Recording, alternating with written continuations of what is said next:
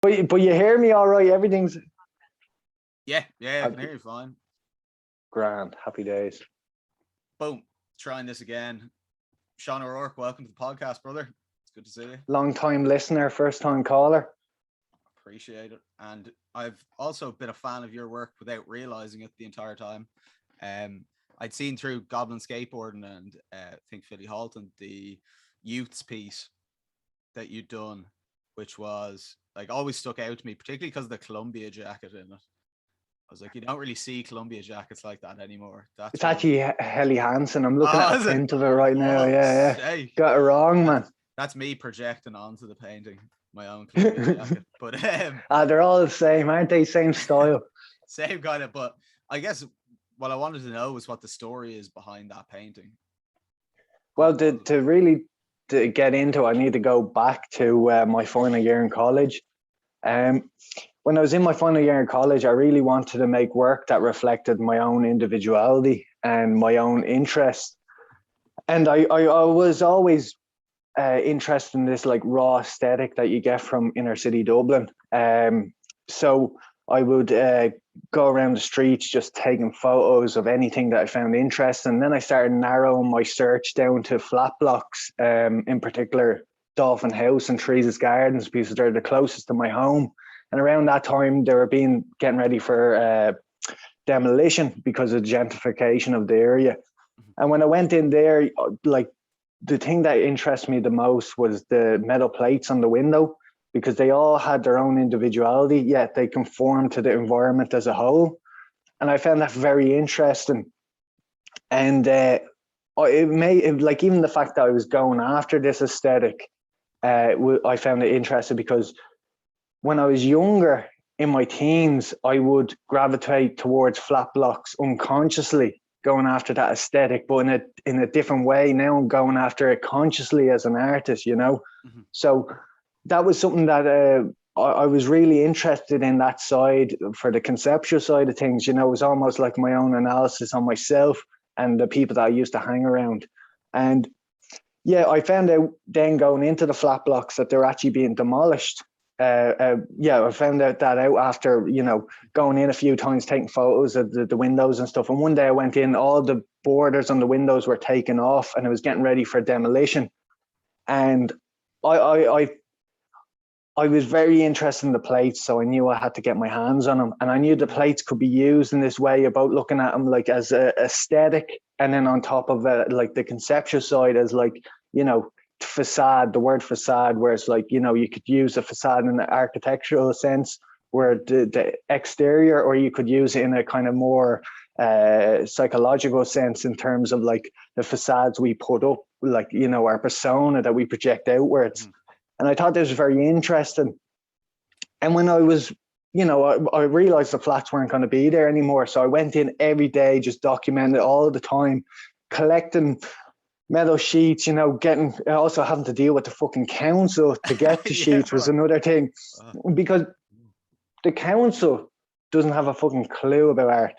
Most of Ireland don't have a fucking clue about art, but the majority, unfortunately, I blame secondary school art education for that. But anyway, that's a separate story there. We can get to that. I basically would go and ask, you know, do you have a name of someone that can get these sheets off? And they're like, what do you need them for? I'm like, I need it for, you know, I'm going to paint on them. It's like, what do you mean you're going to paint on them? I mean, like, I'm going to make art out of them. What do you mean you're going to make art out of them? They're looking at me like I have two heads. Yeah. So I eventually worked my way up the Dublin City Council hierarchy to ask them. They're like, yeah, you can take a plate. And then I took 5. And then and then I went down to Trees Gardens, and they were just like, take as many as you want, you know, because they're all getting buried under the rubble. So it just shows you. But anyway, I found that the plates very interesting. And also as well, even going in and seeing the flat block being stripped down, like, you know, getting ready for demolition, it's like it was left as this kind of shell, you know. And I guess I was kind of projected onto it in terms of like, you know, this idea of an ego, you know, where it's like, like this rough exterior, this block is almost like the kind of facade that we project outwards. And then when I was watching the demolition take place, It was like the rough exterior is cracked open, the facade begins to fall, and then next minute you see this bright interior of the inside of the flats, you know. It's very family oriented, very humane.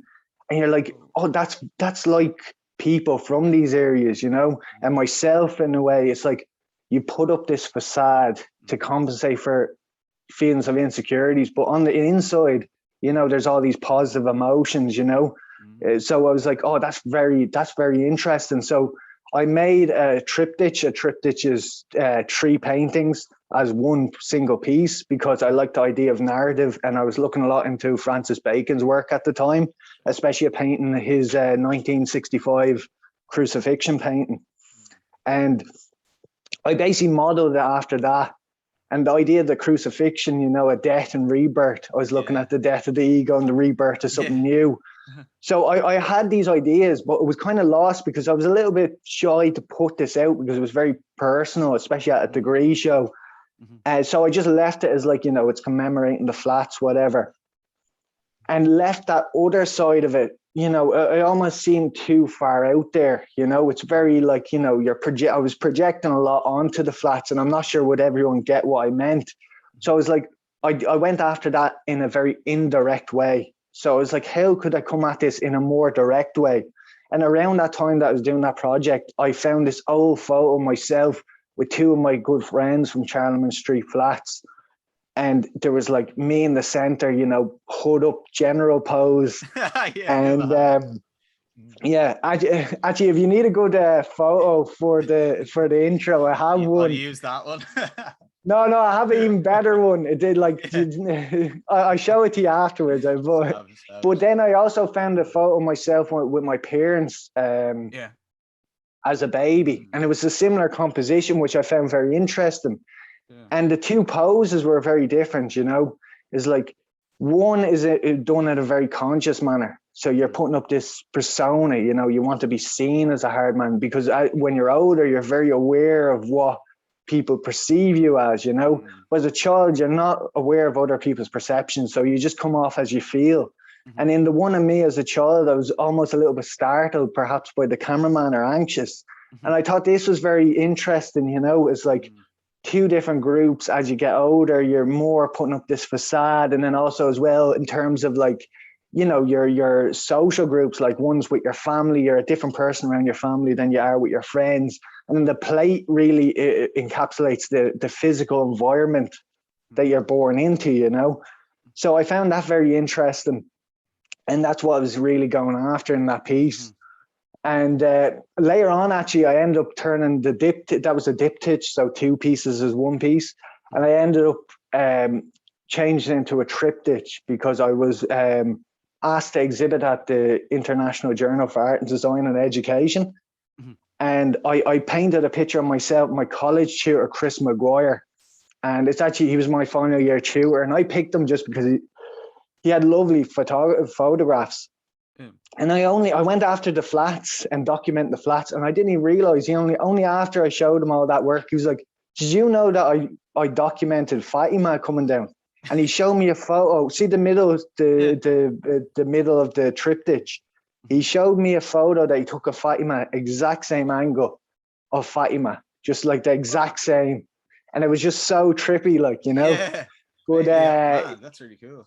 Yeah, but he was a big influence on me because you know, he lives a few doors down from me in Fatima, you know, and you know, it's very rare to have someone from that working class background in art college, you know. So yeah, it was good to have him around. He influenced me a lot. So I thought, like, right, and also education, like me going into education, especially art education, it just taught, like, I didn't appreciate secondary school education because it's more so it's like, remember these things, get past the leaving cert. It's not interested. They don't teach you to be like, be curious, think about things yourself, you know. But once I went to art college, I realized the value of education because it opened up my own curiosity. What am I interested in, you know, especially art education. Art education is just at 3rd level is completely different to any other. Like, I'm doing my postgrad in psychology at the moment. There's something very interesting with art education. You can say it's not academic. I can agree with you there, but at the same time, like it's allowing you to be yourself and following the things that you're interested in. But I realized, you know, how that influenced me as a person. So that's why I added it to the diptych and created into a triptych. So it's like, you know, you got your family, your friends, your education, and then the backdrop of whatever environment you come from. All these things determine the person you ultimately become. So that was that. This is something that I find very interesting, because even with myself, like, you know, my parents are coaches. You know, I grew up in Dublin. I hung around flat blocks. I went to working class schools. And, you know, even hanging around the streets, you know, people will profile you. Like I said to you earlier about, you know, guards will pull you over and arrest you just for having a Dublin accent and wearing a tracksuit. People will call you scumbags when you go up and ask for the time, or in most cases a smoke. But it's like, like that. Sorry, I'm gone off point altogether. I've gone on multiple tangents. Bring us back. There's a lot of stuff in there. I mean, what you were touching on, like, there's a lot of self-awareness in what you're saying, which I think is really interesting, because it's not something that, you know, oftentimes you think about like sketchy young fellas, you're out being a dope, just like getting in fights, getting in trouble, doing stuff.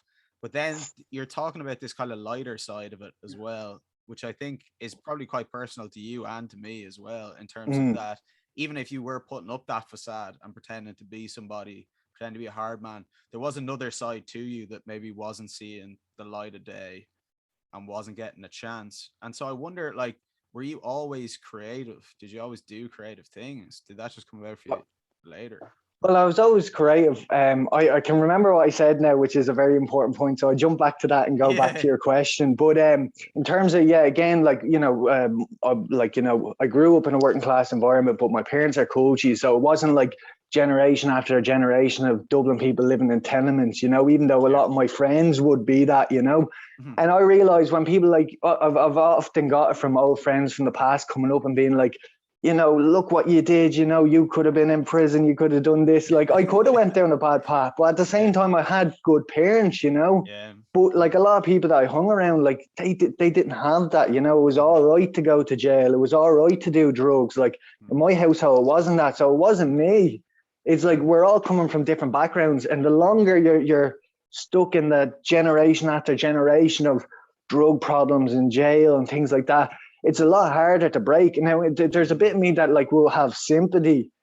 Like, I do have a lot of sympathy for it, but then it's weird. It's like a theoretical sympathy where it's like, I can see why the reason you are, but then when I meet you on the street and you try to bottle me, I'm like, you're probably not going to be like, oh, Sam, man, cheers for that. Appreciate it. Like, no, but like it is our backgrounds, like everything. Every factor in our lives makes us into who we are, and like our parents and our parents' parents and our biology and all these different things.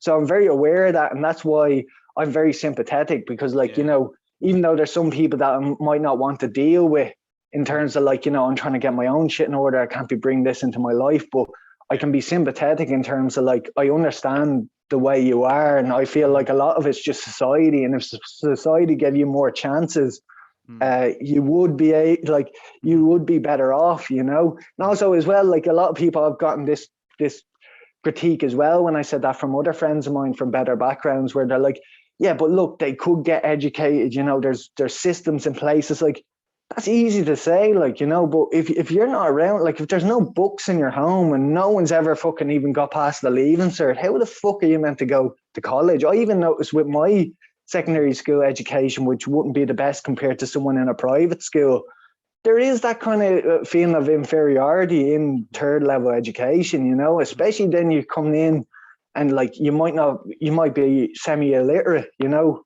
and then you have to deal with that, and people are thinking you're stupid, and even before you even fucking say anything necessarily could be regarded as stupid. It's like, they hear your accent. Notions, I suppose, and that's where something like what you talked about with your mentor, Christopher, would really come in handy, as somebody that is from a similar background but can kind of help you into that world. Because I mean, the art world, as far as I understand it, is pretty, like, you know, it can be quite niche, or it can be quite, I don't know, maybe a bit of a click. Like, it's hard to kind of just jump into it if you're not from there or anything. Like, I never would have, me as a writer and stuff like that, like, I felt so weird trying to be involved in, like, writer circles and stuff. I was much more used to, like, I don't know, maybe more a rougher background, but not that kind of creative world. It was always just like, Mm, it wasn't normal to me at all. mm. So getting into it was kind of a long process.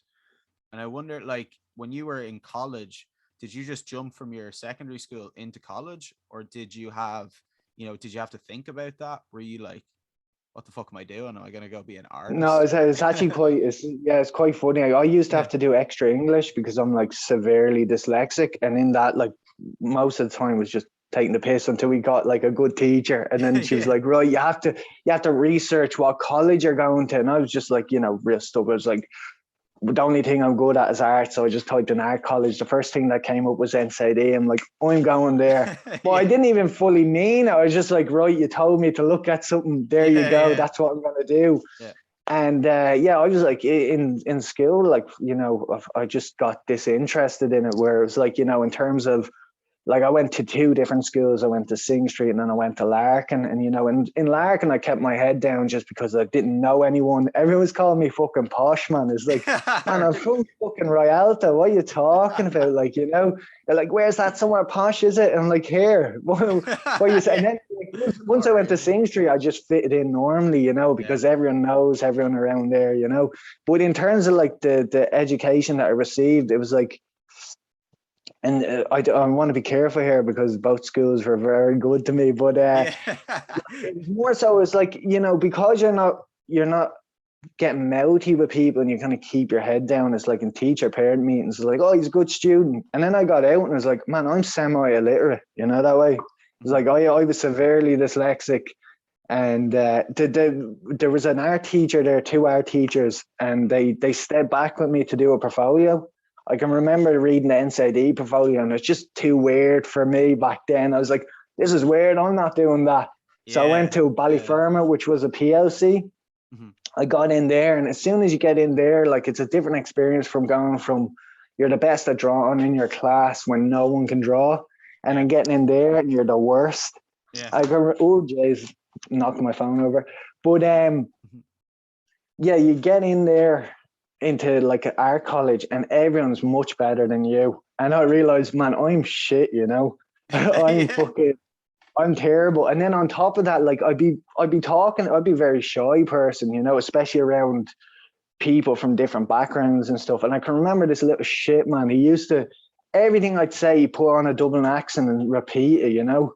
And he In was just, our NCAD, and you didn't no, batter him. no. This was Oh. Ballyfermot, All the right. PLC Ballyfermot, and yeah, I can remember he used to come up behind me when I was drawing, and my drawings would be shit. He was telling the truth, but he go shit like that, and I was just like, I show you, because at the time I was training a lot of jujitsu, Yeah.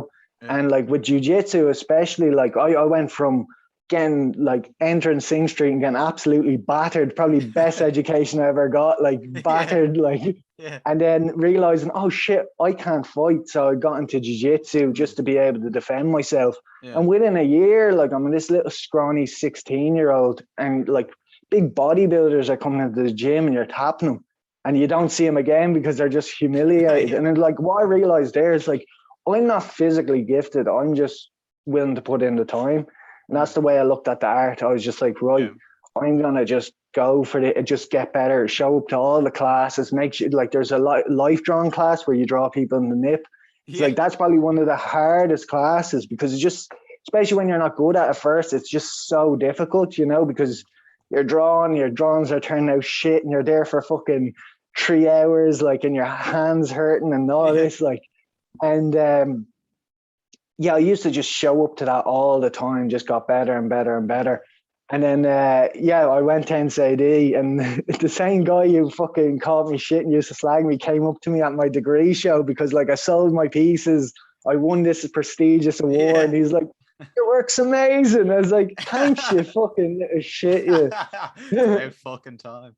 But that's really It's interesting. some, I mean, you're talking about work ethic there and about the influence, about influence of parents that have, I mean, it's just an assumption, but hey, if your parents are from the country, would they have been more inclined to have that work ethic? Do you think that's something you got from them?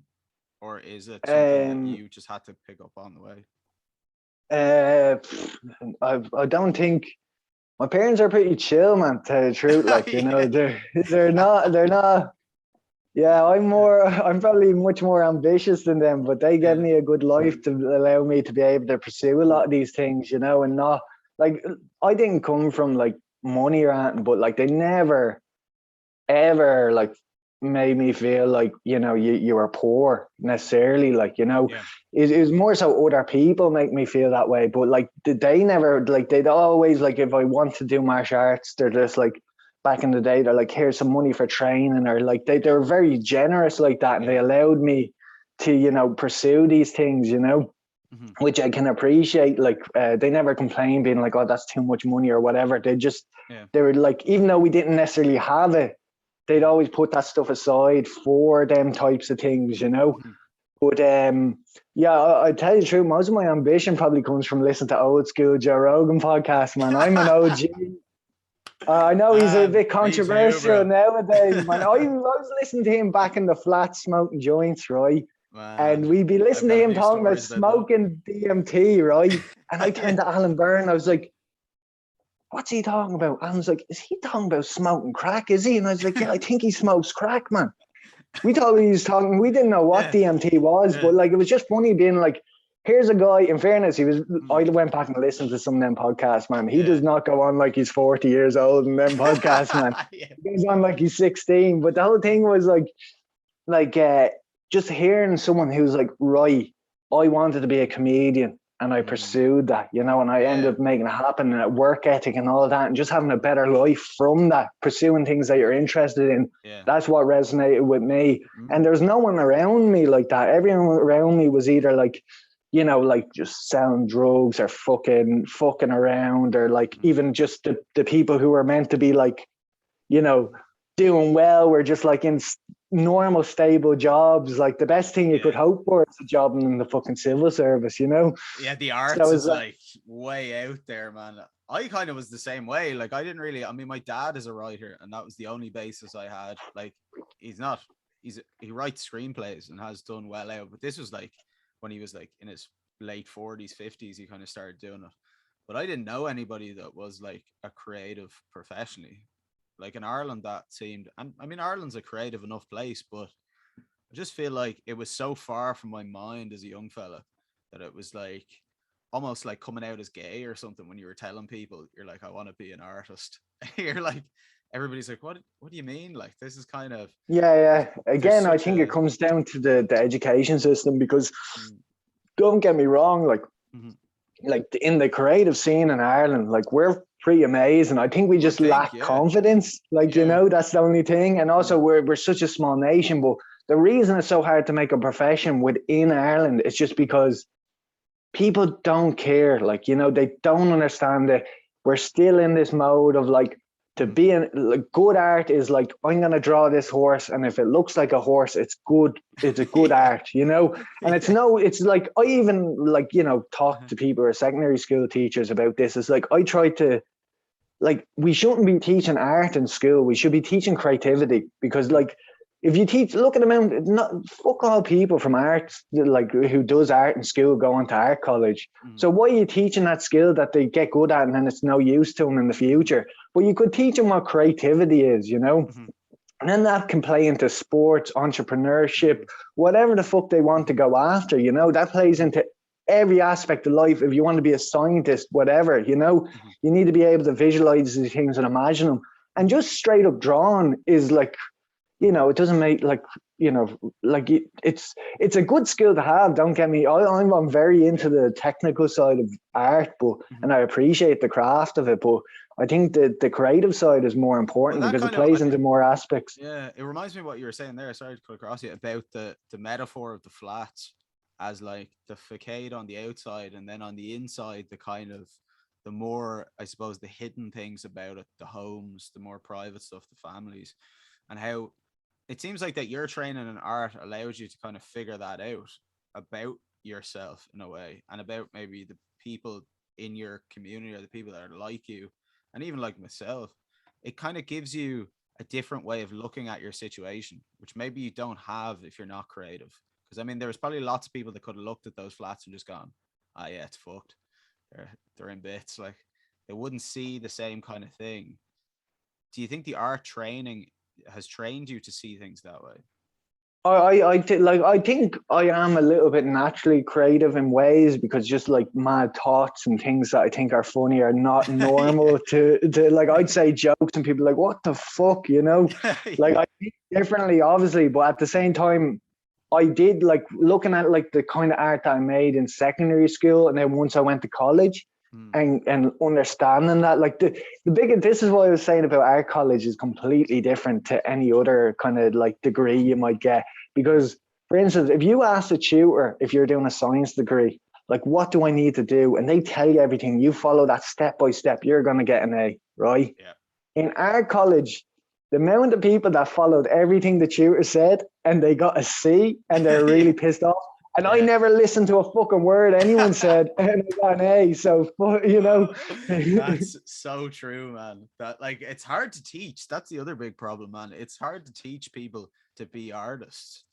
I mean, there's an interesting thing called the male criminality curve. So it's the curve in terms of when young men commit the most crimes. That's between the ages of 16 to 25. And that's also when young men are most creative. It's also when creativity is maximized in young lads, and then after that it kind of flattens out. But there's an interesting after that they fucking die of a heroin overdose. Yeah, you're already in jail. But like, that's another thing. I mean, you can lock a lot of young men, get locked up until they're like 25, 26. Testosterone's eased off, so they're less likely to commit crimes and compete with each other. But also, it's a big part of the criminality, I think, of me when I was younger and the getting in trouble and not following the rules was the creativity. Like all my mates, we were always laughing and joking about things. We were always like, you know, testing each other. You were always trying to like, you know, always trying to make something. It wasn't like a painting or a poem or like a play or something, but there was a real creativity to the getting in trouble. I wonder, is that something you've ever noticed, or do you ever relate them? I think the funny thing is, like, you know, I wasn't creative when I was younger. Like, again, I thought differently about things, but at the same time, like, I might have lacked the kind of, you know, the proper framework for thinking about things, and I might have even lacked the skill wise to create these things. But I think going back to young men and stuff like that and creativity, like that's what I noticed about graffiti. It's like graffiti was best of both worlds, where it's like you're getting that sense of adventure, and then also as well you're doing a creative thing, you know. So you're doing two of them things. So it was kind of fulfilling both of these things. Yeah. I can remember the amount of times like you get arrested or someone catches you and they're like, keep it on the canvas. It's like, why don't you do this on a canvas? Like, that's fucking boring, man. It's only now. Like, most of my stories come from my teens. Like, I'm a fucking dry shite now. All I do is spend all my day in the studio. But when you're a young lad, you want to be excited by things. And like the whole thing is like creativity. I don't think like, right, well, you know, creativity is this one thing. Like, if we got young men more into creativity, then you know the problems will stop. You know, they might even get better at robbing things. You never know. It was funny in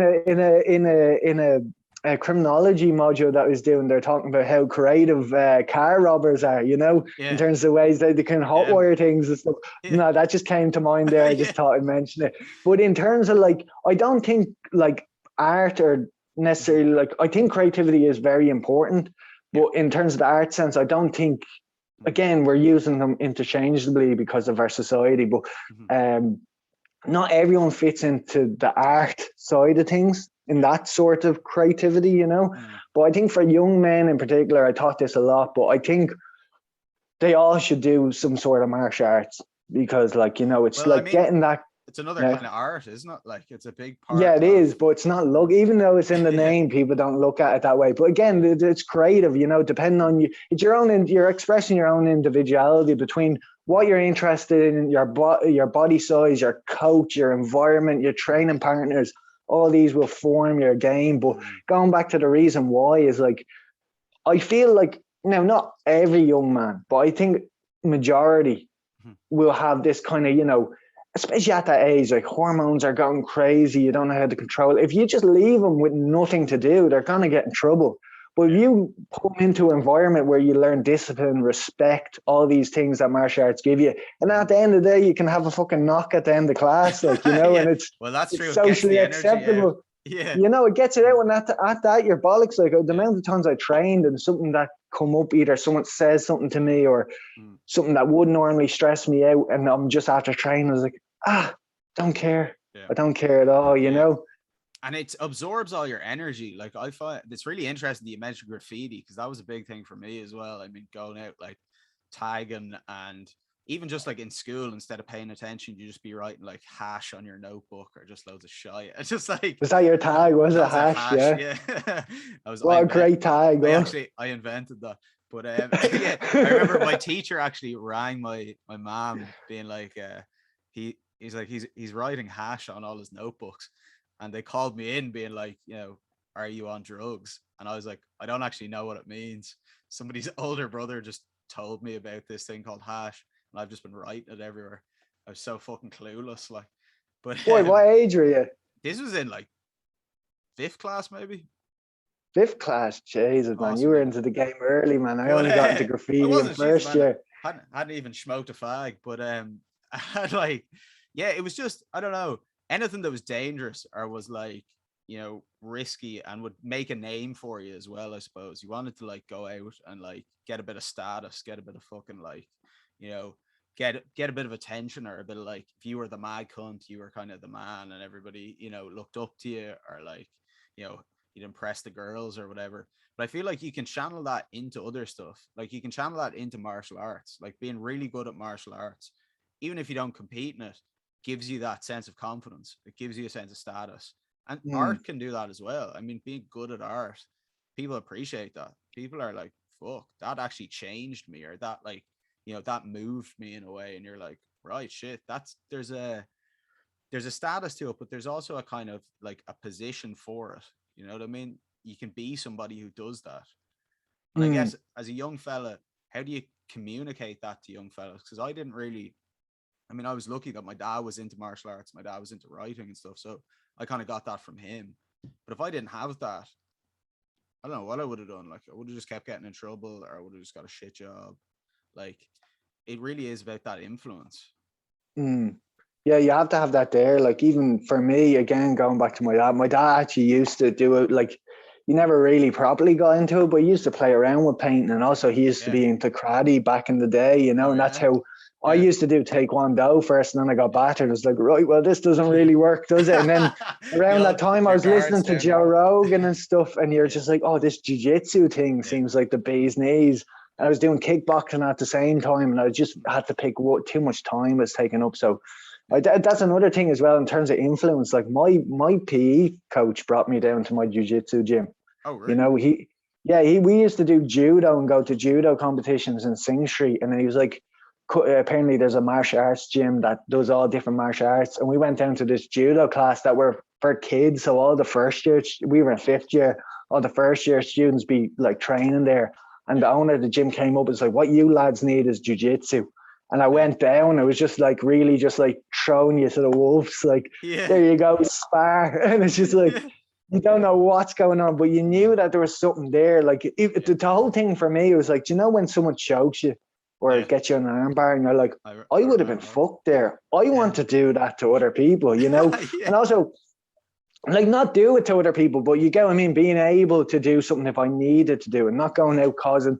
That's one thing I don't agree with the MMA, is like, MMA nowadays, it's lost that kind of the essence of martial arts, whereas respect, all these things. And that's, it's gone, you notice it with boxing as well. Boxing now, obviously some gyms are very respectful, but because it's regarded as a sport, it loses that aspect, and that's something that I really appreciate. But again, it's going back to, like, I don't care, men and women, right? It's like, if you're walking down the street and you feel like there's a threat of violence to you, you know, it's like, everyone has that at some point in the back of their mind, and being able to be calm in that situation and being able to protect yourself. Now, in fairness, like, you could be a black belt in jiu-jitsu and you can still get absolutely punched around, you know, you can be just very unlucky, you know, especially if you're dealing with multiple opponents, all that.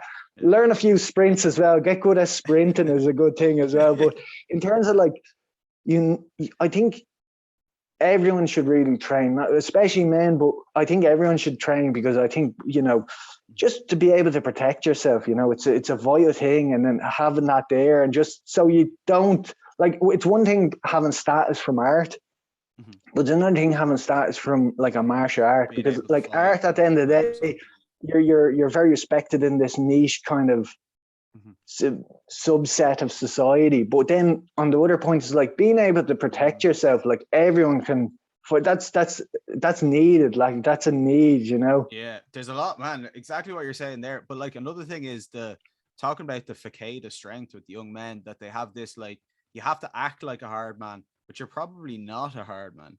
Like if you were a fucking like Henzo Gracie or some shit, you can wear like a pink fucking dressing gown and walk out in the street and not give a fuck. Like there isn't need for that front all of the time, because you actually have the necessary skills to deal with a threat or to deal with somebody attacking you. You know what to do. So you don't need the kind of disguise of being a hard, dangerous man. You can be fucking doing whatever you want. Like what they say is you have to be a lion to be a lamb. And that somehow to be yourself, to be vulnerable and to be open and stuff actually involves being very dangerous. You have to first be able to be very dangerous to let that bit out. Yeah, it's funny that you said that, because like if you look at someone like Jocko Willem, who's you know, Navy SEAL, or like Henry Gracie, it's like when they're talking, these are like animals, like they destroy you know, but they come off as very respectful, things like that. And even when they're talking, they're like, if you get into a street fight, run, like practice sprints, get out of there, you know. The only time you should fight, and it's why they say that jiu-jitsu is the best martial art to learn, is when you can't run. And that's when you grab, you know. And it's like, these aren't, you know, someone says something to them and then, you know, they're getting into a fight because they have an insecure ego. Now, I can be very insecure myself. I'm not a perfect person, you know. But the better you get at that, the more you can just be like, you know what? I'm confident with myself and my abilities. The people that I know who are most insecure, they're always trying to start fights. Like, and they're delusional. They're fucking delusional. Like, like as well, like they're starting on me, and they kind of know that I'm too much of a nice guy to do anything. And they're just doing it, so it's like, oh yeah, I put it up to him and he did nothing. It's like, here, what is this shit? You know, it's like ego, isn't it? Really, it's all about like you're trying to flex on somebody or something like that. But any real martial artist that's done any training that can actually handle themselves knows that that's bullshit. Like you can get that kind of, like I've been in situations before where somebody's hit me or something, but like if I'm not in any actual danger and they're just being a fucking idiot, I'm like, all right, whatever. I'll get out of there. I'll move back. I'll walk away. I don't need to get my respect from that situation. I get my respect from lots of other situations. Like I've seen myself deal with loads of things, deal with people, deal with obstacles, take on challenges. So I don't need to fight some fucking drunk idiot in the street and end up killing them.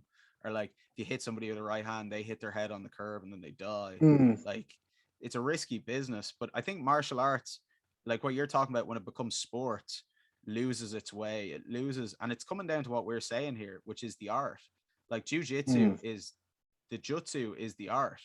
It's a Japanese, that's what it means in Japanese. Like I've done a lot of Japanese jiu-jitsu, and the art is about the individual. The art is about like who you're becoming through the training. Rather than just learning to fight people, you're learning to be a different type of person. You're learning to be a person that can tell the difference between a threat and not a threat, and who's actually capable of being secure enough in themselves to deal with these challenges.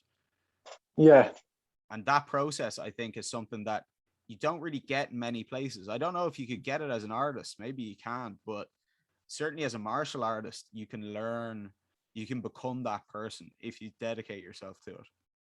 And it's not like, you know, it's different to competition, but it's, sorry. I was going to say, like, now in fairness, I have a confession here to make, right? Basically, I haven't been training jiu-jitsu in the past 3 years because in fairness, I just take so much kind of time to do anything. And I had so much mental space that I just personally, for myself, I don't understand how people balance so much shit. Like I need one thing to focus on, that's it, you know? But like, that was something that was like, right, it's like, you know, you came up and competed against someone and you lost, like they destroyed you. And then you're like, right, how much work do I need to put in to beat this person? And then you're just like, do I really want to put that much work in, or do I want to put that in a different area? But the reason I'm saying this is because what I've noticed in the 3 years I haven't trained, I become more insecure, where I'm more likely to do the things that we're talking about in terms of like, you know, put it up to someone, things like, I wish to say I was a perfect person. Like, oh, I never fucking, man, I'd snap, man. I wish I wasn't, well, not snap, but you get what I mean? Like, I can get a bit mouthy with people and cause a lot of problems, like, you know, but, like I noticed the longer I've been away from it, the less relaxed you get, you know, the more you're on edge, because you're just not getting that out physically. And also, not only about martial arts, but like physical activities. I think we all, like, it's one thing being like, oh, creativity is great for your mental health. It's like, but what's really good for your mental health is like training, releasing it. You know, it's like we have the same brain as we did for fucking millions of years. It's like you need physical activity just to get that out of you. Like, we're not used to sitting down at a computer all day or sitting in a chair. We should be moving, you know, and just trying to fit in that time. Even for myself, like I'm not like this athletic freak or anything, but I just try to train a few days a week just to help my mental health and help, like, and it's better for my creativity if I'm just in the studio. Now, in fairness, I'm coming up to deadlines now, so I haven't been getting much training in, but like I noticed that, you know, it's like it affects your sleep, it affects everything else, and then you're more cranky. You might say something to someone that then you regret, and you know, it's like all these things. So I think we all should, like, either, you know, we need to do some sort of physical activity, and especially if you're a male, get into the martial arts aspect of it. Or be like who's the guy who wrote the Book of the Five Ring? Miyamoto Musashi, yeah. Be like him. He was a painter and a samurai at the same time. And he killed 60 men in combat. He's a better martial artist, but I bet you I'm a better painter, man. we don't have many of his paintings. Yeah, man. Well, that's like, I mean, the martial arts, I still train in Muay Thai, so I coach and train in a club in Belfast, Frya PHI. I was meant to be competing in Muay Thai, but all this same situation with yourself, like all this shit's gone on. I've been training, like I got ready for a couple of fights, lost like loads of weight, fight was cancelled, had to fucking start all over again. And now I'm at a point where I'm like, I need to be an artist. Like I need to get, you know, to make money writing and to make a career out of it and focus on that. And it's a difficult trade-off, because if martial arts made you feel comfortable in yourself to a certain extent, if you lose that, you know, how do you feel like you're, you know, are you always going to be unhappy with that area of your life? I often think sorry, go ahead. I was going to say the thing though in reality is like you're looking for perfection, and that's not realistic. It's like for anything I'm doing, like I'm doing my post graduate studies at UCD in psychology at the moment. Hits September 13th, like I'm not thinking about art. It would drive me crazy. Like last year I was trying to do both, and it's just too hard to do. It's like focus on one thing. I think if you want to get good at anything, take chunks of time out of years, like over the course of years, being like, I'm going to dedicate 3 years to this, 3 years to that. And you know, like you might not always be able to plan it out, but it's like you have to weigh things up, like, you know, in terms of like what's more important. If you try to fit everything in, like there is some people that can do that, fair play to them, but I'm just not one of them people. So I need to prioritize things. And it's funny because like some people are they're not good at seeing other people's point of view. Like there'd be lads that I train with, like, don't understand why, like, it's like, why aren't you training jiu-jitsu? It's like, get down jiu-jitsu. It's like, you don't understand. It's like the feeling you have for jiu-jitsu is the feeling that I have for art. Now, I do love jiu-jitsu, but I love art more. And it's like, then there's also these other aspects in my life that I'm interested in, that I want to dedicate time to. There's academic things that I want to dedicate time to. And it's just like trying to balance it all. It's like you'd end up just shit at everything. It's like, you want, not saying that you have to be the best at everything, but it's like, you need some sort of balance. Like, you know, like I'm a purple belt in jiu-jitsu, but I don't think I'm a very good purple belt, because I don't even look at the belt thing, or like even degrees. Like, oh, you have a fucking postgrad in psychology. That doesn't mean anything if you can't tell someone about the subject or be good at it. You know, it's like you need to respect the craft or whatever you're doing and put the time into it, you know. And exactly. like, Sorry. Yeah, go. Yeah, like in terms of doing that, whatever the time is, there's a right thing to be doing at that time. You know, and trying to get, I always struggle with that, man, because like even with martial arts and stuff, like you get rusty quick and you lose the form and you get, you know, you come back in and people are beating you up. And I always feel like it's hard to progress in everything, but also very difficult to sacrifice things that you love. You actually have to. And when I think about being a young fella and getting in trouble and stuff, like I felt like that's what I was supposed to be doing at that time. Like I didn't feel like, I wasn't like, oh, this is a bad idea. I was like, this is class. I should definitely be doing this. Except when you get arrested or something, you're like, oh shit, I should stop doing this for a month or two. And then it felt like what I was supposed to be doing at the time. And then martial arts is very much for the last while of my life what I was supposed to be doing. Now I feel like the art is more important. And I guess I think what you were saying is correct, that in terms of that you have to kind of move with the times. You got to stay kind of, you can't get static about it. But I really struggle with that, where I'm like, I'm doing this and I have to stick at it. And Do you know Josh Wade's skin by any chance? Do you? no, I don't. He wrote a book, The Art of Learning. He was a chess prodigy when he was like young, like, you know, into like he was 12 or some shit. But and then he jumped over and became world champion in Tai Chi push hands, and he jumped ship again and went on to open up a school with Marcelo Garcia, the world champion jiu-jitsu. What, 9-time champion I think he was, or 7, I'm not sure, I'm confused there, but like, and now he jumped again, where he jumped into like the tutoring these entrepreneurs, and then he jumped shift again to be like a wakeboarder or something. But it's like you can, just because you're not doing that now doesn't mean that you didn't learn lessons. Now there's still lessons to learn. It's not like your learning is done. Also, you're not going to be as good on the technical side or the physical side because you're not training, but there's principles that you learn there that you can apply to other aspects. It's like for jiu-jitsu, the main thing that I learned there was like, right, if you just show up every day and try your best, it's like eventually over time you're going to get better. And that was something that then I took on to my artwork, you know. And then like, you know, and then with my art, it was like, right, what makes interesting art is your curiosity. And then like I went from just like wanting to paint pictures, like going back to that mentality that majority of Irish society has, like good art is a good picture, to then realizing like, oh, it's the conceptual side that make what the work is about that makes it interesting. And it went from like, right, I'm interested in psychology, and then that's sociology, and then that's politics, and that's history. And it's just like, it builds. It's like, right, then that's why I went back to do a postgrad in psychology. So it's like, I'm learning something new. Now, I might not be the best at like jiu-jitsu or painting, but it's like, if you can get moderately good, you know, especially with jiu-jitsu, all you need is enough to know how to defend yourself. And that's all I got into it for, you know.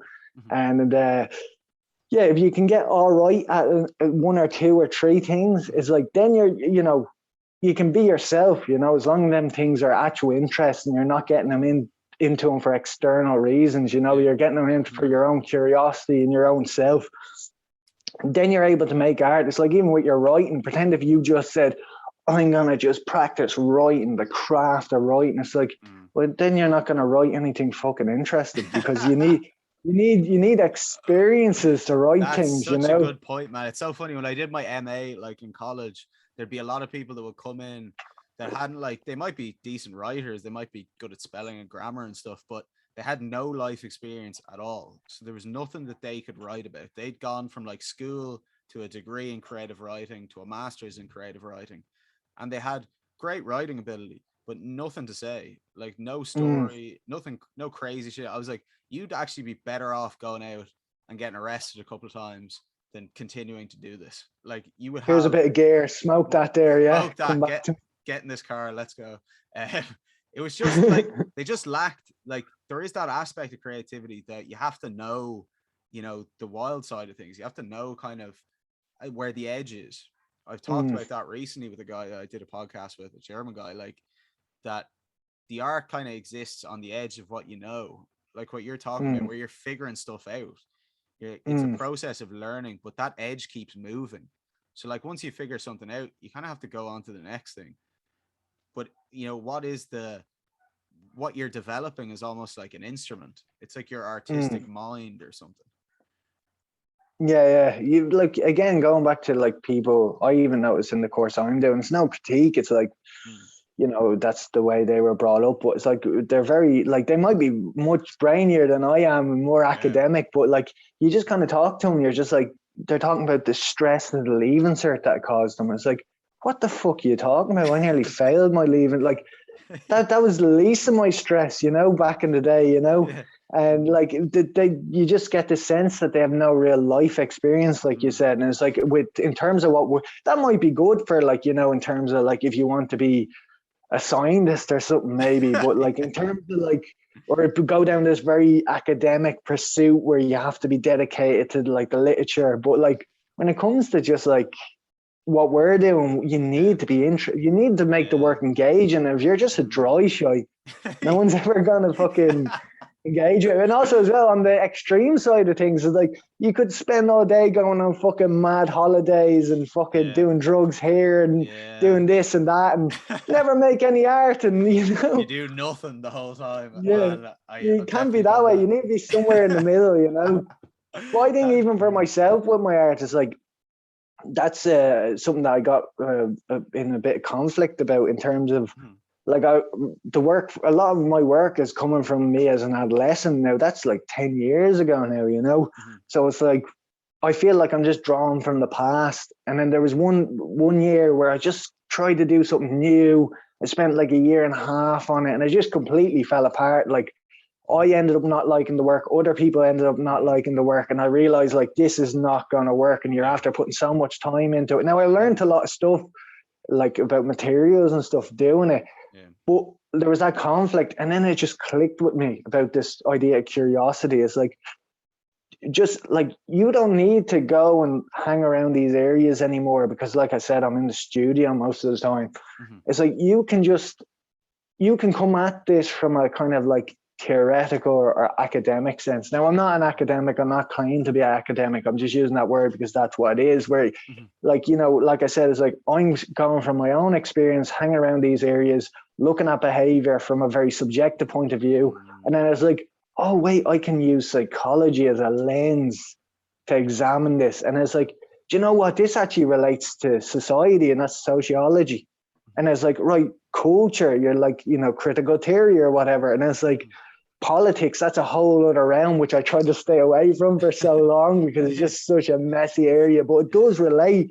And it's like, history, it creates politics. And it's like, all these things come together. It's like, if I can draw from a multitude of sources within these realms and be well read on them, and also not only that, but examine what's going on today and how that relates to the past. I think I can make interesting work this way, without me having to go off and get arrested or whatever, That's a bunch of prostitutes. Exactly. Trying to avoid it's no good for the art. But no good for the relationship. Exactly. Have to get another studio. But exactly what you're saying, in that there comes a point where I guess even that kind of lifestyle becomes, you move beyond it.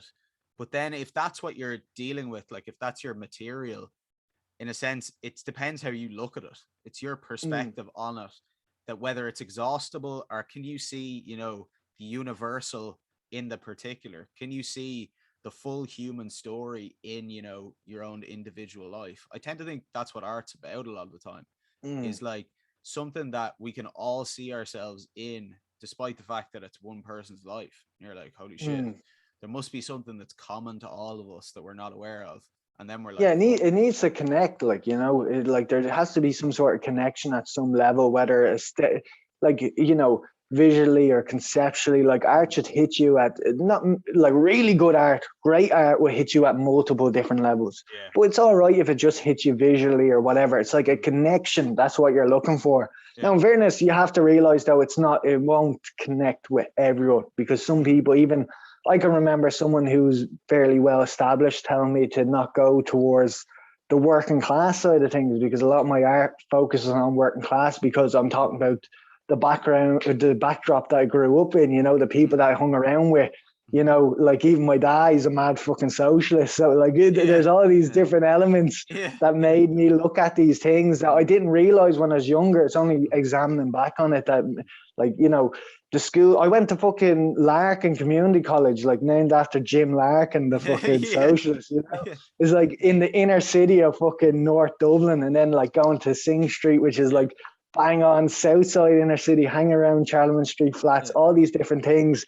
I was like, this is who I am. And do you, because you don't get where I'm coming from, because you're a backdrop, you're saying that I shouldn't paint about it. And it's just like, fair enough, it doesn't connect with you. It might even just connect on a visual point with them. But like, I need to talk about these things because they're what's interesting to me. And I have to, you know, talk about what I'm feeling, what I feel like other people might be feeling, even though that might be wrong. I'm only guessing what other people are feeling unless they open up to me, you know.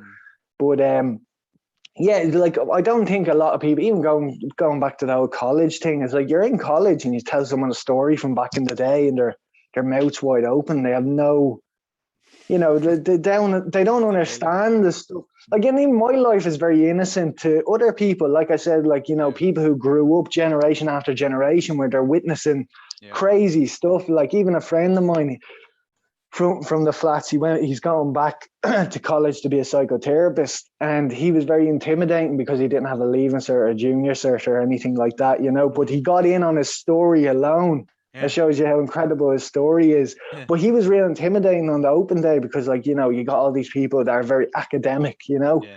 And I just said to him, like, here, man, these people haven't gone through what you've gone through. Like the stuff that you've gone through and you came through, you know, is like even like between, you know, drug psychosis and people coming down to your gaff and doing this and getting involved in this at an early age and all that. It's like you can actually understand these things. They're only coming at it from a theoretical point of view, you know. And like this particular person, they got addicted to fucking benzos, and Jordan Peterson's there fucking going over to Russia to get off a fucking clinical psychologist for years, professor at Harvard. This fucker got off in fucking Tala Hospital at the age of 15, like, for fuck's sake, you know. And he knew that was bad for him when he was taking it as well, like, you know. So it's like all these different experiences, like that can translate into his work and stuff. But it's like he was intimidated then by, like, you know, these people, you know, this kind of fear of being inferior to other or subordinate to others, you know. And like your life and your background, you know, it's not to say to get into trouble and get these things, because obviously you wouldn't want that for your own children, but it's like all these things make you into who you are, and you should really embrace it. Not being schwa, but at the same time, tell your story to the extent that you're comfortable telling it. And, you know, see how it plays into your work, especially, again, creative things, and not even just creative things. If you're an entrepreneur or anything, how does these experience play into this, you know? Yeah, I don't even think that was the question, was it? Was there even a question? I don't know, but it's definitely given me a lot to think about anyway. In terms of, I mean, what you're saying is quite brave in a sense that you have to believe in your own experience. And there's so much stuff that's fashionable nowadays and so much stuff that isn't, that you almost, the temptation is to try and categorize yourself or to try and fit into some predefined box that some guy like that guy at your art thing that comes up to you or whoever it was and goes, you know, this is, you know, you should stop doing that. You're not going to be successful if you do this. You should change yourself, or you should change what you're doing. And we're always confronted with that constantly, like on social media, on, you know, job applications, everywhere. There's like, it's like you might do better if you change who you are. And sometimes you have to change who you are. I mean, we're not fixed things, but also then what you're saying is that there's a power to embracing it. There's a power to embracing those things about yourself that might not be particularly, you know, salient to some people, but that you've actually found that that's helped you and that it helps your art. Because I have the same problem. I mean, my play that I'm doing, Waiting for the Offo, is about like two young fellas waiting for the Offo on a Sunday morning. And it's like fucking, you know, that kind of environment of drugs and young lads and getting in trouble. And we were told basically in a mentoring thing, it was like, you should swap them all for women. You know, nobody wants to watch a play about young lads. That it's not, you know, it's not popular at the moment. You shouldn't do that. And that's disheartening when you're like, I think Yeah, this is but at the the right same way to time, if tell it. you were writing about women, it's like you like that's sometimes people ask me, it's like, why don't you talk about working class women? It's like, I don't know their perspective. Like Yeah, I'm only going off my perspective and the people that were very open with me to their own emotions around these times, you know. But yeah. for women, it's like I'd only be lying, you know. It's like Mm. it's like saying write about like the experience of someone black in America during the 50s. It's like I don't fucking like Yeah, that's I yeah. didn't live through that. And also as well, if you wrote that, then someone else who did live through that be like, what the fuck is he like? There might be This some is things bullshit. that is historically right because you might have researched it, but like there's a Yeah. lot of things that are just like it doesn't click, you know. I think you Mm. need to again embrace who you are, and that way you find people like you know. Yeah, It's like again the Tim Ferriss thing, scratching your own itch, you yeah. know. That's really what you need to do. Mm. Also again, another book that you mentioned on the podcast, the 22 mutual laws of marketing. Yeah, It's like yeah, open up your own category. No one's like you, so it's like, yeah. well, there's people like you in certain ways, but no one's exactly like you. So it's like find the things that, and that's why you, again, it is good to have multiple things you're interested in, because that way it's like if you're interested in one thing, there's loads of people out there like that. But if you're interested in very like things that other people don't see them connecting, and then you Yeah, see them connecting, it's like yeah. that's something new, you know. It's like even Mm. for myself, it's like I'm studying psychology now, and then there's the art. There's Yeah. plenty of people out there that are interested in art and psychology. That's Mm. nothing new. Like you could go back to the surrealists, which is the reason I got into psychology in the first, and art at the same time. Yeah. But it's like it's that, and then my own experience growing up in a working class background. It's like Mm.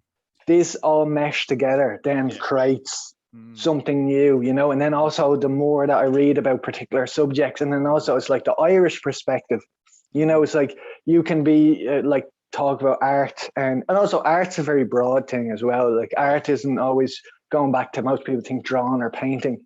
Yeah. Loads of different things. I have mad ideas for sculptures that I'm just looking for funding Oh, for, sick. that I'm getting That's out there. class. That just comes from stuff that I read. Like, you know, I'd be reading a book by like a neurobiologist and like ideas be popping into my head. I can remember someone asked me before, being like, where'd you get your ideas from? And he thought I was gonna say like, you know, what streets. Man, I'm like, the shittest I'm question re- of all time. what Where'd you I get was like, I'm becoming a person by Carl Rogers, like the psychotherapist. And he's like Yeah. looking at me strange, like, I thought you were going to say something completely different. Like, you know, now it is me wandering the streets as well, but I'd be reading something and then I see Mm. a material and then I visualize that through what, like, you know, a theory that I've been reading about and being like trying to, how does this make sense in my own head? You know, how can I Mm. make something interesting? Also, as well, in a way, like I'm not meaning to do this because I'm really not qualified, but it's a teaching tool as well. It's like I'm interested in something and I want Yeah. to share it with others, Mm. and I'm an artist, so I'm going to share it visually. And through my own experiences, that's all getting filtered. And Yeah. this is what you come out with. And you might look at it first and be like, what the fuck is this about? And then you read the statement, you're like, I can see its symbolism, you Yeah. know? And that it's so individual and unique to you. That's a really good point. Like that it's your man Naval Ravikant says it as well, where he's like, you should be yourself because nobody can compete with that. Like you're Mm, talking about adding things on, like when you add, you have the art and then you have the martial arts, and then you have the working class background, and then you have Ireland, then you have the psychology. You're getting more and more individual, so you have less and less competition in it. You're being mm, more and more yourself. And I think for art, that's very much the challenge. That's the balance between being more and more yourself, but also managing to appeal to other people. yeah, Like yeah. there's always this kind of conflict between this could be very true to me, but maybe nobody gives a fuck. And they're like, this is fucking, they're like, what is this? Like, it doesn't, it feels so. Sorry. Oh, sorry, go ahead. Yeah. No, I didn't mean to interrupt you. It's just the little thing with Zoom, you know, the Zoom, yeah. little 1 second delay. But uh, rejog my memory. What did you just say there? What did Yeah, you so just? like that, you're juggling between, I mean, your individualness that you're like increasing and refining, and that you're learning these more things and stuff, but then to connect it to other people's as well, because other people are doing that same process in their own way. And I guess art is an interaction in a sense. Like somebody has to look at your painting, and somebody has to be Yeah. there to actually, witness it, or to watch the play or whatever it is. So it's how do you connect that uniqueness of you to the uniqueness of everybody else? Yeah, I know. You're after jogging my memory there. Yeah. But yeah, it's like it is a weird balance because there's a bit of me is like, right, this is an internal thing for me. If someone came along and said, I don't like what you're doing, I'm not gonna stop it because someone else doesn't like it. And again, with criticism and stuff like that, it's like, you have to learn where when someone criticizes you, like you were saying about like, oh, the characters should be women. It's like, where does that fit with you? If it hits something in you, then maybe they're right, Yeah. But you have to get very good at knowing yourself, because if you don't know yourself, then you can be swayed anyway. Yeah. But obviously there's that thing of like, for instance, with me, it's like, a career in the arts is very hard. And, I know people are very good artists and they didn't never made a good financial living off it. But there's a bit of me is like, it's like, I don't care in one sense. Like, I'm a fatalist. I'm gonna try to make things work. Yeah. But if they don't work, that's out of my control. I'm just gonna go for it. But then there is a bit of me like, when it comes to, I don't care if you don't like it, but I do in a way, because again, it's like, if I was making work and it didn't connect with anyone, that's not what art is about. Art is about connection, engaging people. Now, it might not engage everyone, but like, if especially the people you're trying to reach to, like, for me personally, like, if I can make a name for myself, and maybe this is my ego talking, I don't know, but like, if I can make a name for myself, not even for myself, I should classify, if my artwork is well known within the island of Ireland, right? Yeah. Like the whole 32 counties, huh? Yeah. But That's important. but yeah, like, that's what's important to me. Mm. That's what's really important to me. Even if I don't make a full living off it, it's like, if I can be, not me, but my work, what my work stands for, can be remembered. I don't care, But then that relies on other people, which is funny, It's like, so strange, isn't it? Like, well, yeah, I totally get what you're saying, and that you can't rely on it. So it's outside of your control. I always think of the guy that wrote Braveheart, that he said, like, during showings of, like, he just wrote this movie and was like, all right, fuck it, it should be. He's like, this is grand. I'm sure it's decent. But then, like, when they started showing it to people, there's like these big, huge men with like tattoos and beards and all, like, coming up to him, crying their eyes out, being like, that was amazing. This, like, I've just never, this has really hit something in me. And then he was like, this is what it's about. Like, this is kind of to do that kind of impossible thing of, like, causing that change in people, that kind of magic that can happen. As I wonder, is there any art pieces for you that did that? Is there any pieces of work that struck you that you were like, fuck, this is what art is, this is what it's about? well, to tell you the truth, the reason I got into art is because, like, like, I'd be looking at artists' work either in person or mostly in prints of their work, or online. And like, this person's long dead, yet, like, they're making me feel something, and they're bringing a sense of joy to my life and making me think, and I just found that amazing. It's like, they're living on in a way, like a certain sense of themselves is living on through their work, and I found that just amazing. Like, it might not live on forever because everything goes eventually, but like, it's almost like, imagine, like, for instance, like, your dad. It's like, your dad's a good man, he dies, you tell your grandchildren, and then the story of your father will live on. It's like, it's like that with art. It's like, you make good art, and it's like, the story of that should be carried on, for however long, depending on where you were able to get to with. Now, there is good art that doesn't get the recognition that it deserves, but I think if you do end up getting to that place and it gets carried on, like, that's really important, really, really important. I think again, it's going back to the Irish thing. It's like, if you could do that in your own country, that's most important to me. But no, in Ireland, you have to go somewhere else and then come back, do well somewhere else, because then famous in America and then come back. But exactly what you're saying, I mean, that kind of goes back to what we were saying before, which is this kind of thing of the different influences you can have that create you. Like, you reading Carl Rogers' book, like, Carl Rogers wrote that, and he didn't write it specifically for one of us or for somebody, but he knew it was important to do.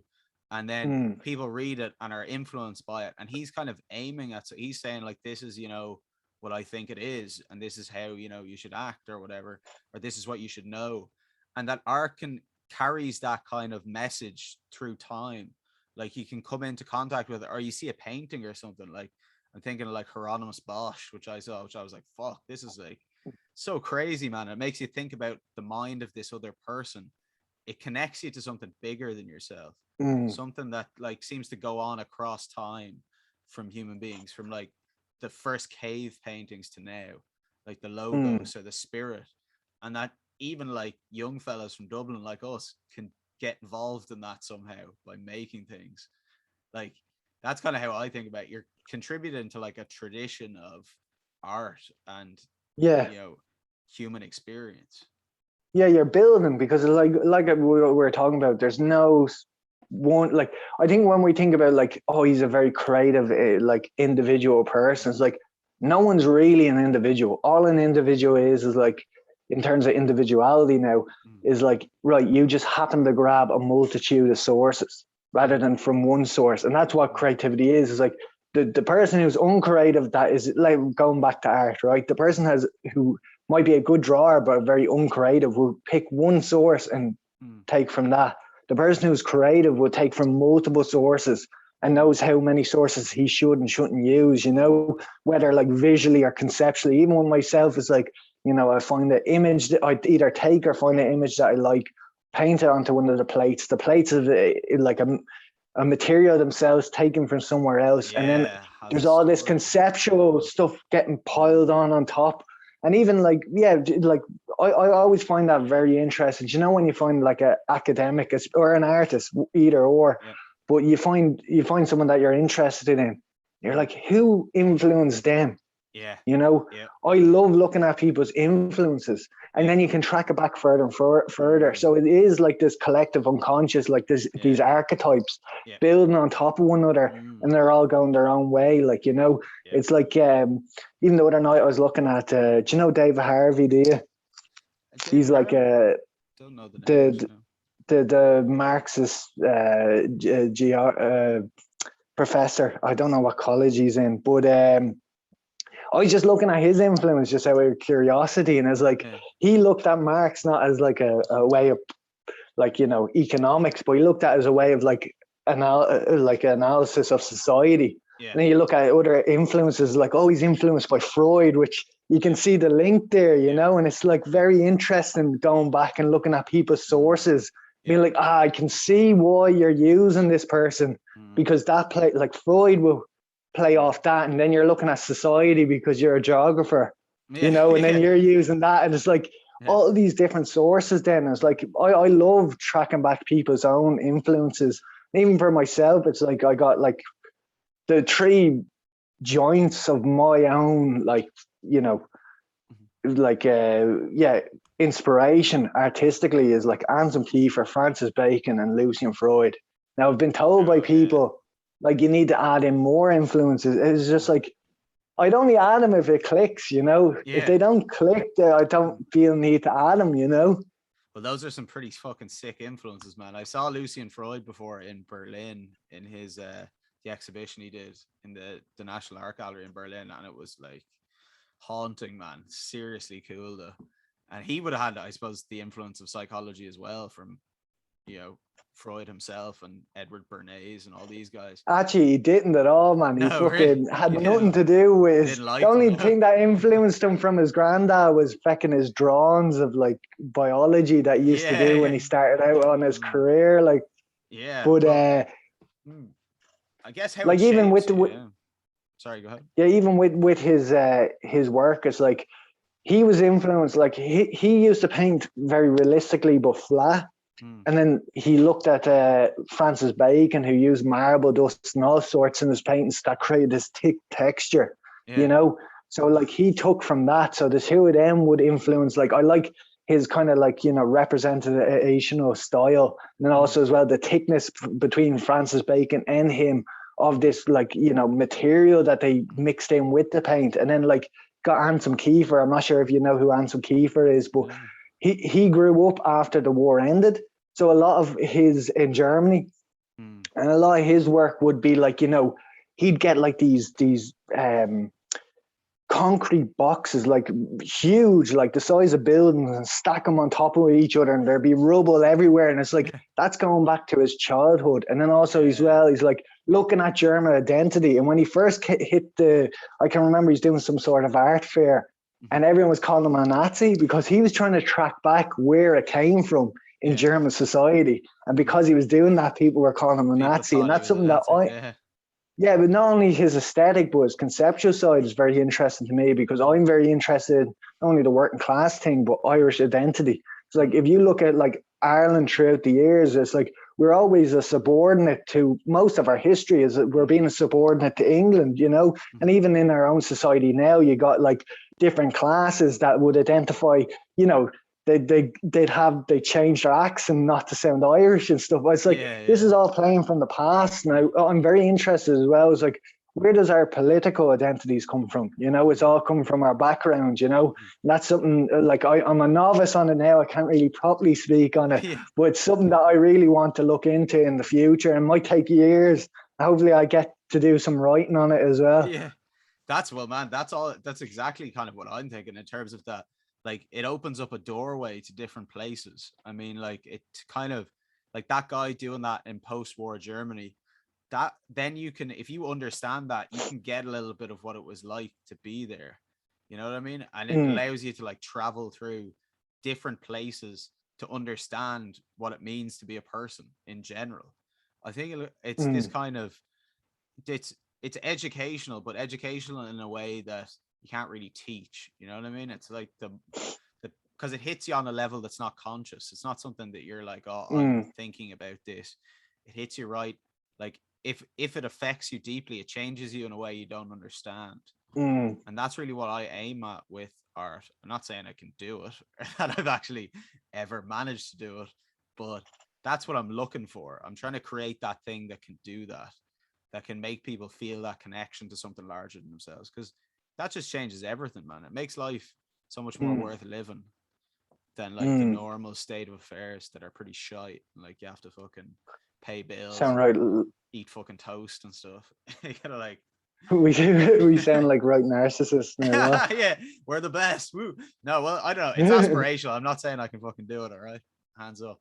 But I'd like to do that. No, I guess what you mean. You're aiming for that. I think it's more so, it's like anything. You see someone else's work and they're doing it really well, and then you want to do the same, and at the start you're just not getting it. Like, you know, it might connect, it might not connect. Again, it's, you know, and sometimes it just doesn't work for years. Like, you know, I think it's always great to look at people that didn't make it straight away and took years to get anywhere. And again, like, you know, it's like if you don't make it, as long as you try, that's all that matters. You know, it's like there's a great speech by Neil Gaiman, and he was like, make good art. He gave it to like a graduating year in some art college, and he said that like he did a commission for someone once, and then like whatever happened, the business folded, and he was just left with this piece of art that he didn't like, and he realizes like, I'm never going to do this again. I'm only going to, that way, if I don't sell it, I have the art. And that's what I always feel. It's like, I'm going to just keep on making things I enjoy. And if I end up just not being financially successful off it, at least I still have the art. And I also had dedicated like a majority of my life doing something I love, you know, that way. It's like, that's all that matters. That's where the meaning comes into it. You know, it's like, there's some people, and I can understand, you know, with the economy and stuff like that, you know, paying bills, things like, some people get trapped in that like rat race of just making money just to live. And then there's some people that's just making money just to accumulate more money. And it's just like, unless you're doing something you enjoy, there's no point. And I don't see the point in doing that, you know, that way. That's definitely a lot to think about. That's kind of, it's such a balancing act, I think, with art, that's trying to survive to do it, and then do the work that you actually live to create. And I guess, I think that's a good place to kind of to finish up with it. But I wanted to ask you, you know, what's next? What are you doing? What's on the horizon, and where can people find it? Well, Sean O'Rourke on Instagram, Sean O'Rourke Artist on Instagram, and also as well, I'm doing a print series at the moment, limited edition of 100. This is not a home. which is a play on Henry Magritte's This Is Not a Pipe Yeah, I painting. love that. So, Pictures a tent taken from the canal, painted on metal taken from a derelict flat block. But anyway, I did prints of that painting, and 20% of the proceeds will go to inner city helping homeless. So grab a print, help me and the charity out. And also as well, I will be having an exhibition in Hang Tough on Lennox Street. That's next to Portobello on Culture Night, which is the 17th of September. And if you happen to be in Switzerland, I'll be doing a show at Lausanne Art Fair in Switzerland on the 30th of September. So if you're around any of them spots, go have a look. Hope you enjoy, and buy a print there. Help out the homeless. Don't be a stingy cunt. Do it. Buy it now. Come on to fuck. Give it to some of the hard-working men. All right. I appreciate it, Sean. Thank you, brother. Right. Lovely chatting to you, man.